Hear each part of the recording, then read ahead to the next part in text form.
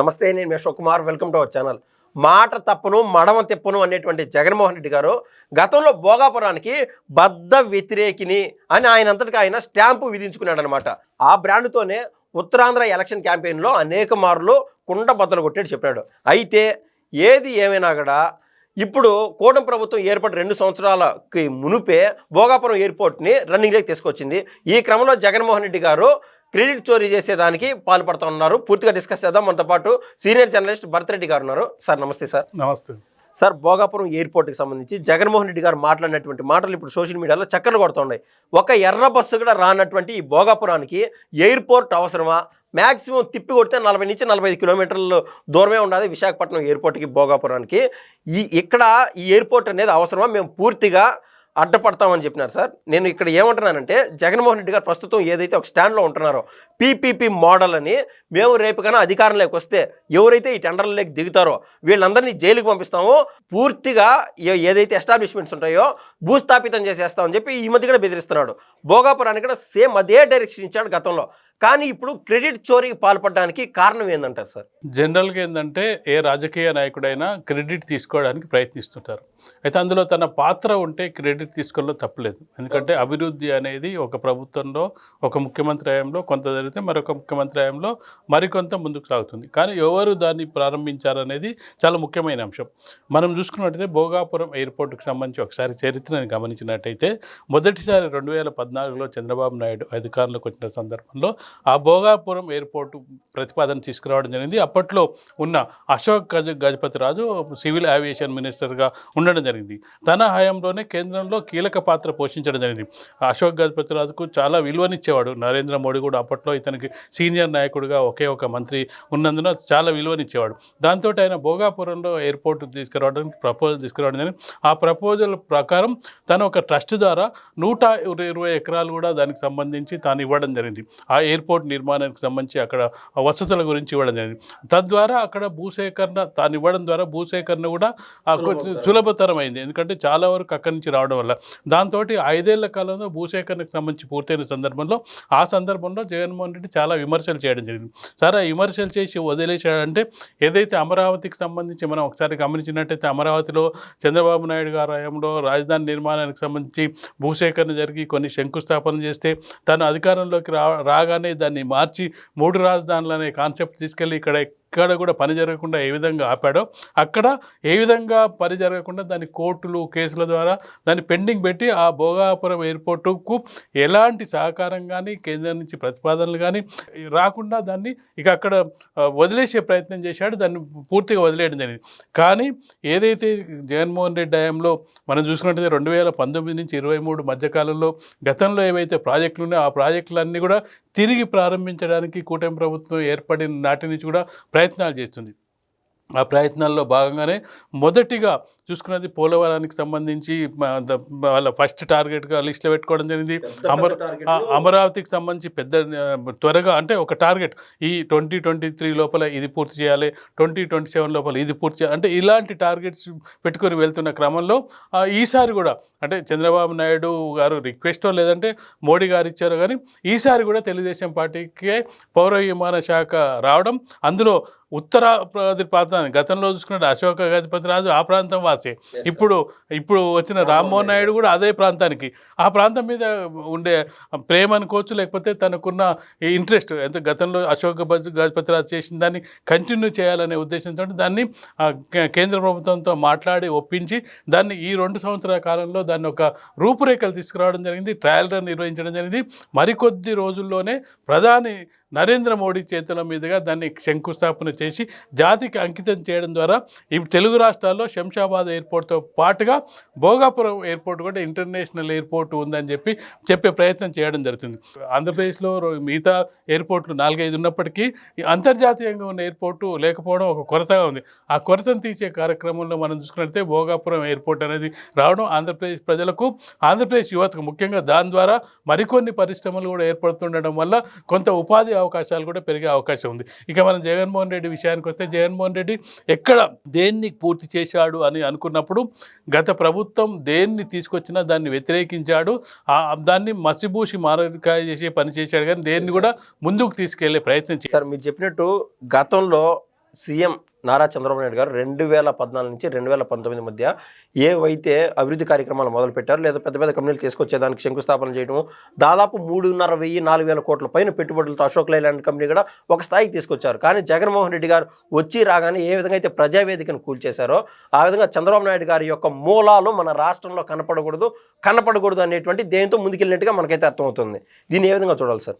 ఖచ్చితంగా చంద్రబాబు నాయుడు అమరావతి నిర్మాణాన్ని ఆపడానికి ప్రధానమైన కారణం ఏంటంటే చంద్రబాబు నాయుడు గారు అమరావతి నిర్మాణం, అమరావతి అసలు పేరు పెట్టడంలోనే చంద్రబాబు నాయుడు ఎక్స్ప్లెనేషన్ ఇవ్వడం జరిగింది. నేను వేరే ఏ పేరు పెట్టినా కానీ వ్యతిరేకిస్తారు ప్రతిపక్షాలు, కానీ ఈ అమరావతి పెట్టడం అనేది ఇంద్రుని రాజధాని నగరం అని చెప్పి పెట్టినా ఇప్పుడు వ్యతిరేకించడానికి అవకాశం లేకుండా పేరు నిర్ణయించడం జరిగిందని చెప్పారు. ఎందుకంటే చంద్రబాబు నాయుడు హయాంలో మనం చూసుకున్నట్టయితే ప్రతిపక్ష నాయకులను కూడా గౌరవించడం జరిగింది. ఎందుకంటే ఇక్కడ మనం హైదరాబాద్ ఉమ్మడి రాష్ట్రానికి ముఖ్యమంత్రిగా ఉన్న సమయంలో ఇక్కడ చెన్నారెడ్డి మానవ వనరుల అభివృద్ధి సంస్థకు సంబంధించిన హెచ్ఆర్డి ఆఫీస్ను పెట్టండి. అది చెన్నారెడ్డి అసలు టీడీపీ కాదు, కాంగ్రెస్ పార్టీకి చెందిన వ్యక్తి. అయినా కానీ కోట్ల విజయభాస్కర్ రెడ్డి సంబంధించి కాసు బ్రహ్మ వీళ్ళందరూ కూడా మనం చూసుకున్నట్టయితే వాళ్ళందరూ కూడా కాంగ్రెస్ పార్టీ వ్యక్తులు అయినప్పటికీ పివి నరసింహారావుకు సంబంధించిన పేరు ఇవన్నీ కూడా తన హయాంలో పార్టీలకు అతీతంగా వాళ్ళు ఎవరైతే గొప్ప వాళ్ళు వాళ్ళ పేర్లు పెట్టడం జరిగింది. ఆ విధంగా అమరావతికి పేరు పెట్టిన కొత్తలో కూడా దాన్ని ఎక్స్ప్రెషన్ ఇవ్వడం జరిగింది.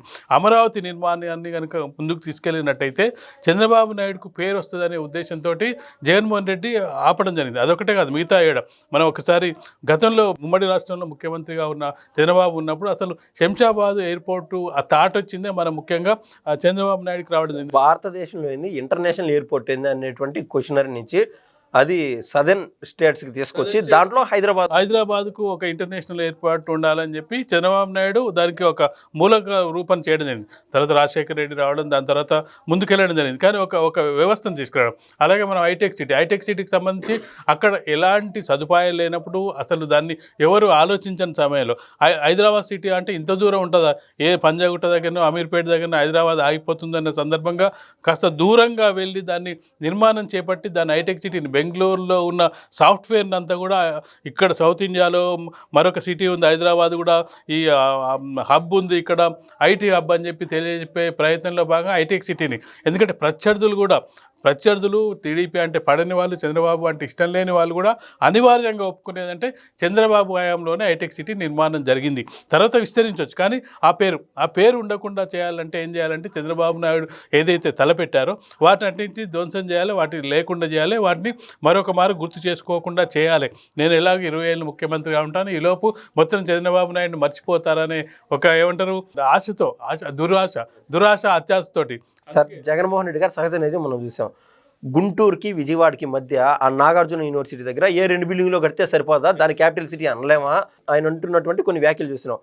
అదీగాక ఇప్పుడు అనంతపురంలోని కియా మోటార్స్ ఏదైతే ఉన్నదో ఆ కంపెనీకి సంబంధించి గతంలో కియా మోటార్స్ వాళ్ళు ఒక బ్రాంచ్ ఎక్స్టెండ్ చేస్తూ ఉన్నటువంటి క్రమంలో అది మేమేం తీసుకొచ్చామని చెప్పి అది క్రెడిట్ చోరీ చేయడము, ఇప్పుడు భోగాపురానికి సంబంధించి ఆయన అది క్రెడిట్ చోరీ చేస్తున్నారు. ఇదే విశాఖపట్నం అంటే ఉత్తరాంధ్ర వేదికగా ఏదైతే గూగుల్ కంపెనీ వస్తుందో గతంలో కేవలం 4 గుర్కాలకు ఉద్యోగాలు వస్తాయి తప్ప అంటూ ఆ సాక్షి మీడియా కావచ్చు, సాక్షి పేపర్ కావచ్చు, ఆ వార్తలు వండి వచ్చాయి. ఆ క్రమంలో జగన్మోహన్ రెడ్డి గారు దాన్ని కూడా క్రెడిట్ చోరీ చేసేశారు.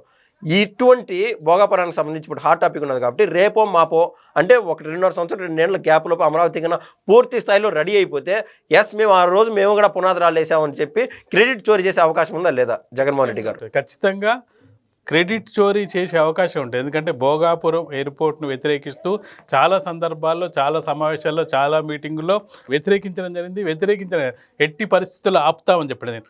ఏదైనా ఒక ప్రతిపక్ష నాయకుడు ఏం చేస్తాడు, డిమాండ్ చేస్తాడు, దీన్ని త్వరగా పూర్తి చేయాలి, ఇది ఎందుకు పూర్తి కాదు, ఇది మీ హయాంలో అవ్వట్లేదని చెప్పి. సారీ టు ఇంటరప్ట్ యూ, మీరు చెప్తా ఉంటే నాకు ఒక సినిమాలోని ఒక సన్నివేశం గుర్తొస్తుంది అనమాట. ఈడియట్ అనేటువంటి మూవీలో హీరోయిన్ సన్నివేశంలో సినిమా థియేటర్ ముందల ఒక సినిమా జరుగుతూ ఉంటే ఆ హీరో వచ్చి అంటాడు మొత్తం ఇదంతా మందే అంటాడు సార్. అంటే ఓనర్ ఒకడు, చెప్పుకునే అతను మొత్తం మందే అని ఒకడు. ఆ రకంగా ఉంది సార్. అంటే చెప్పుకోవడానికి కూడా కొన్ని పరిమితులు ఉంటాయి. ఎందుకంటే ఒకవేళ క్రెడిట్ తీసుకోవాలంటే ఏ విధమైన క్రెడిట్ తీసుకోవాలి?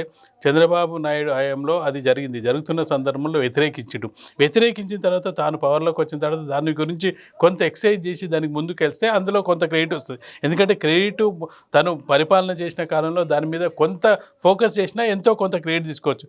పూర్తిగా వ్యతిరేకించి అది రాకుండా అడ్డుపడతా అని చెప్పి, దీనికి అవసరమా అని చెప్పి ఇలాంటి వ్యాఖ్యలు చేసిన తర్వాత ఇది నేను కూడా ఇందులో క్రెడిట్ అవుతా అని చెప్పి చెప్తే పాతవి ఉంటాయి కదా. నేను మన మన మన ఎప్పుడు కూడా మన ఏమంటారు మన నీడ మనల్ని వెంటాడుతున్నట్టే మనం చేసిన వ్యాఖ్యానాలు కూడా మనల్ని వెంటాడుతూనే ఉంటాయి. సార్ ఫైనల్గా ఒక విషయం అయితే కన్క్లూడ్ చేయండి. జగన్మోహన్ రెడ్డి గారు ప్రతి విషయంలోనూ యూటర్న్ తీసుకుంటానే ఉన్నారు. అదేవిధంగా మన భారతదేశంలోని ఇతర ఏ పార్టీల్లో అయినా కూడా సరే, అటు జనసేననో, టీడీపీనో, బీజేపీనో, ఈవెన్ కాంగ్రెస్ కావచ్చు, ఏ పార్టీలు అయినా సరే ఒక స్టాండ్ తీసుకున్న తర్వాత దానిపైన స్టిక్ ఆన్ అయింటారు. లేదు మేము అట్లన్నాం ఇట్లన్నాం అన్నట్టు ఈ వైసీపీకి ఉన్నంత వెసులుబాటు భారతదేశంలో ఇతర ఏ పార్టీల్లో అయినా మీరు గమనించారా సార్? అంటే జనరల్గా ప్రతి పార్టీ యూటర్న్ అనలేం, కానీ ప్రజలకు అవసరాలకు అనుగుణంగా కొన్ని మార్పులు చేరుకుంటాయి. అది అవసరం కూడా. ఎందుకంటే ఆ రోజున నేను ఈ భోగాపురం ఎయిర్పోర్ట్ అవసరం లేదని అనుకున్నాను, కానీ ఇది అవసరమే అని తెలిసింది. ప్రజల అభీష్టం మేరకు ప్రజలు కోరుకుంటున్నారు కాబట్టి మా పార్టీ కూడా సపోర్ట్ చేస్తుందని చెప్పినట్టయితే కొంత క్రెడిట్ వచ్చే అవకాశం ఉంటుంది. పూర్తిగా వ్యతిరేకిస్తూ ఇక నేను ఎట్టి పరిస్థితులు ఒప్పుకోనన్న తర్వాత క్రెడిట్ తీసుకోవడానికి వీలేదు. ఇప్పుడు కూడా వ్యతిరేకించాలి. అప్పుడు ఏ విధంగా అయితే వ్యతిరేకించే భోగాపురం ఎయిర్పోర్ట్ ఇప్పటికి కూడా ఈడ వచ్చి ఫ్లైట్లు ఆగుతాయా, ఇది ఎందుకు కట్టిరు, ఇది వేస్ట్ అని చెప్పి అప్పుడు ఏ స్టాండ్ ఉందో ఆ స్టాండ్ మీద ఉన్నట్టయితే కనీసం పబ్లిక్ నీ సిద్ధాంతం మీద నువ్వు నిలబడ్డావు అని చెప్పి కనీసం ఆ విధంగా కొంతమంది ప్రజలన్నా ఆ సిద్ధాంతం అంటే ఆ స్టాండ్ మారలేదని చెప్పుకోవడానికన్నా అవకాశం ఉంది. ఆ అవకాశం లేకుండా మనం ఇక్కడ ఈ 2 ఏళ్ల కాలంలో జగన్మోహన్ రెడ్డిని చూసుకున్నట్టయితే తను ఏది తీసుకున్నా, అంటే తనకు అడ్వైజర్స్ కరెక్ట్ లేరా తెలియదు, కానీ ఏది తీసుకున్నా తనకే రివర్స్ అవుతున్న సందర్భాన్ని చూడొచ్చు. నువ్వు ఏదో ఒక యాత్ర తీసుకో, ఒక టూర్ తీసుకో, ప్రజల్ని సందర్శించడానికి వెళ్ళు, ఎక్కడికి వెళ్ళినా ఏం చేసినా తనకు తానే రివర్స్ అవుతుంది. తనే సెల్ఫ్ గోల్లో పడుతున్నారు తప్పితే ఇది క్రెడిట్ తీసుకున్నట్టుగా సాక్షి మీడియాలో వస్తుంది, కానీ ప్రపంచం గుర్తిస్తుంది. ప్రపంచంలో ఏ విధంగా వచ్చింది, తన మాటలన్నీ గతంలో చేసిన వ్యాఖ్యలన్నీ కూడా బయటికి రావడదు. అంటే తనను తాను గొయ్యిలో పడుతుంటూ తను చేసిన వ్యాఖ్యలు బయటికి తీసుకుంటుంది. గతంలో చాలామందికి తెలియదు ఈయన వ్యతిరేకించాలనే విషయం ఈసారి మరొకసారి బయటపడుతుంది. తనే సెల్ఫ్ గోల్ వేసుకున్నట్టుగా మనకు కనిపిస్తుంది. సెల్ఫ్ గోల్లో భాగంగా ఉత్తరాంధ్రలోని భోగాపురంలో ఫస్ట్ ఫ్లైట్ ల్యాండ్ అవ్వకముందే ఫ్లైట్ యొక్క స్పీడ్ ఎంతలే, రాకెట్ కంటే వేగంగా జగన్మోహన్ రెడ్డి వచ్చేస్తాడు క్రెడిట్ చోరీ చేయడానికి అనే విధంగా జగన్మోహన్ రెడ్డి గారు ఆ ఫ్లైట్ ల్యాండ్ అవ్వకముందే ట్వీట్ వేయడం జరిగింది. ఇది ఓవరాల్ అంశం. ధన్యవాదాలు సార్.